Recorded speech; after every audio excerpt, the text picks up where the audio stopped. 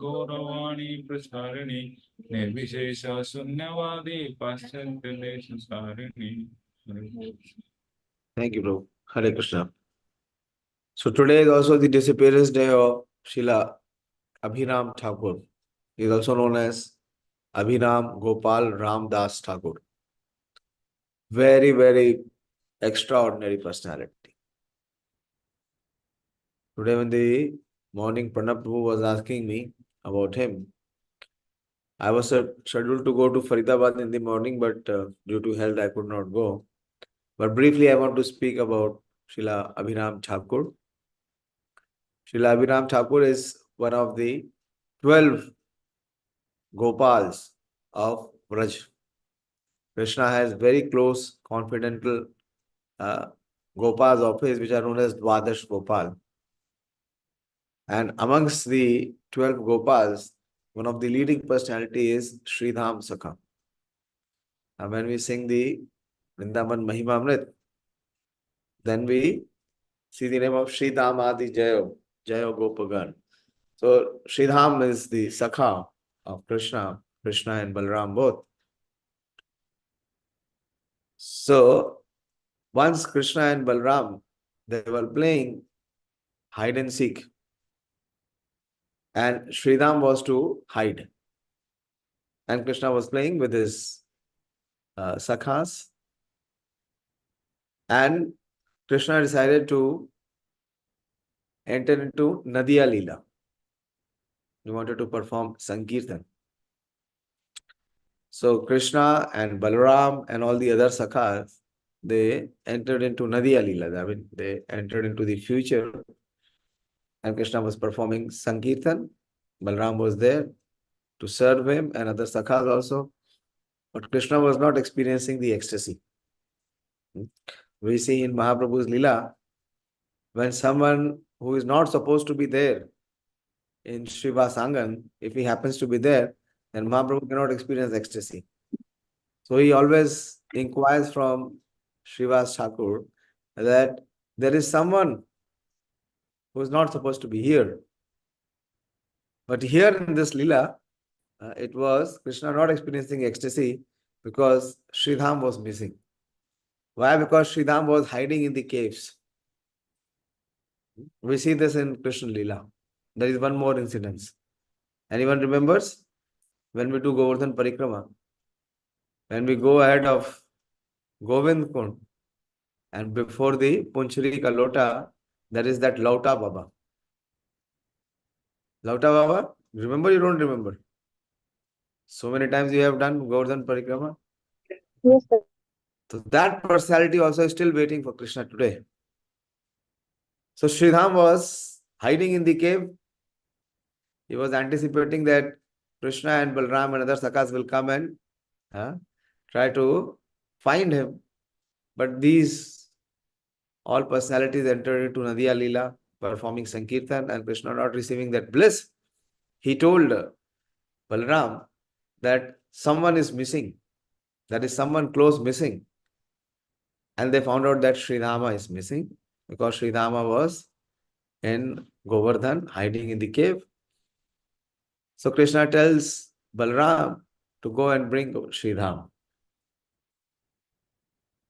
And when Sridham is approached by Balram, Sridham refuses to accept. Balram says, how can I believe that you are Balram?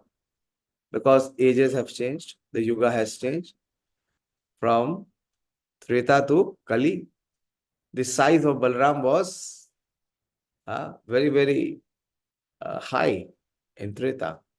So he said, how can you be Balram? I know Balram. Balram's size is much more than you. So in any case, so there was a little bit of argument. And finally, Sridham said that what you can, take me to Nadiya, you cannot even catch me. If you can catch me, then I can accept that you are Balaram.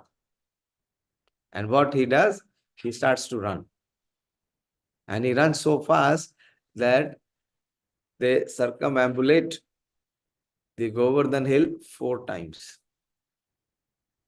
And finally, Balram catches Sridhama. And when Balram catches Sridhama, Sridham accepts.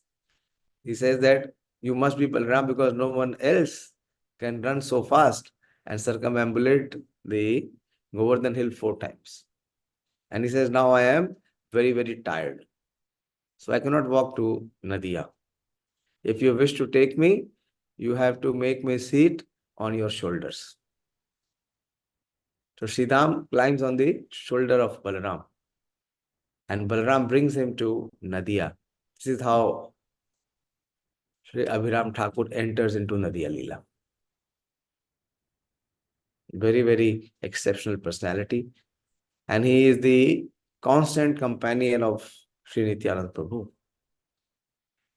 When Nityananda Prabhu used to come to Puri after Chaitanya Mahaprabhu took sannyas, one day Lord Chaitanya summoned Nityananda Prabhu and told him that you should not be coming to Puri. Why? Because he wanted that Nityananda Prabhu should remain in Gauradesh and preach. Amar dushkar karm tamar hoite hoya. So he gave 2 companions. Lord Chaitanya Mahaprabhu gave 2 companions to Nityananda Prabhu to do this very, very arduous task. And the main companion was Abiram Thakur. And it was when they were returning, it was Abiram Thakur who convinced Suryadas Sarkel, the elder brother of Gauridas Pandit in Ambika Kalna, to have both her daughters married to Nityananda Prabhu. So that service was also performed by Abiram Thakur. And when the birth of children were happening in Nityananda Prabhu's house, from Vasudha and Janva, he used to come and offer obeisances to see the newborn child. And he was so powerful, he was spiritually so potent, that if the child was not the pure soul, he would immediately die. So there were 7, not 1, 2, 3, 4, 7 child who were actually killed by Abiram Thakur. And when the 8th child was to take place, that was Virchandra Goswami, who is an incarnation of Lord Vishnu. So that time Janva Devi completely forbade Nityananda Prabhu not to invite Abhiram. And Nityananda Prabhu told all the boatmen not to ply boat so that Abhiram could not cross and come from Ganga. But when Abhiram came to know that Nityananda Prabhu has been blessed with a newborn baby, a male child, obviously he is in the Sakhya Ras, he is in the fraternity relationship. So he said, for a Sakha, there is no requirement of any invitation. And when there is, intimate friendship, there is no need of any formal invitation. So what he did, he took his dhoti and he waved it over the Ganges. And he sat on the dhoti and crossed the river and came. And when he finally came, Vasudha and Janwar were completely terrified that again this person has come and he will kill our new child. And he will just bow down. He was so powerful, just by bowing down, even Shila would tear apart if it was not original Shila. So when he bowed down to Virchand Goswami as a child, he smiled. Again he bowed down. So the child smiled even more. And in this way he proved that this is the worthy child for Nityananda Prabhu. And there are many, many pastimes. And he was so extraordinary that once he wanted to play the flute. So he was not finding a flute for his size. So he saw a log, you understand, a big log, which could not be even lifted by hundreds of men. And he easily picked up the log, made it into flute and started playing. Such extraordinary. And he was a very, very formidable preacher. He would preach along with Nityananda Prabhu. And the atheist and the Shakts and the Smartas, they would run away, flee when they would see Abiram Thakur. Abiram Thakur also had a very, very extraordinary weapon in his hand. It was called the Jai Mangal whip. And that whip was so extraordinary. Whoever he would whip with that whip, he would bestow to him Gauranga Prem. And he whipped, you know who? He whipped Shiva's Acharya. And Shiva's Acharya was infested with Gauranga Prem. So, such an extraordinary personality is Abiram Thakur. You are noting, Pranav? Seeing your interest? Yeah, I was induced to speak about Srila Abiram Thakur.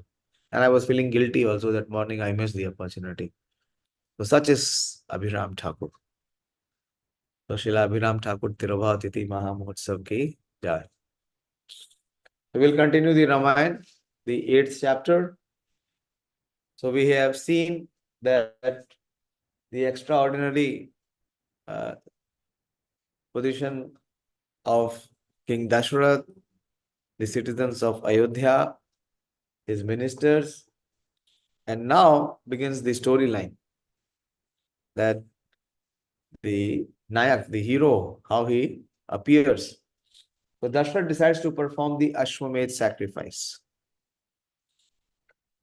Dashrath still had a worry. He did not have any sons to continue his dynasty. He decided to conduct an Ashwamedh sacrifice. Through Sumantra, he called Vashisht and other sages and sought their approval of his decision. With their permission, he arranged for a Yagna to be constructed on the northern bank of Saryu. We'll try to see. Devashish, did you see this place there, Yagna? Yes, Prabhu. We will all go and see that Yagna. This was constructed on the northern bank of Saryu and ordered that a horse be released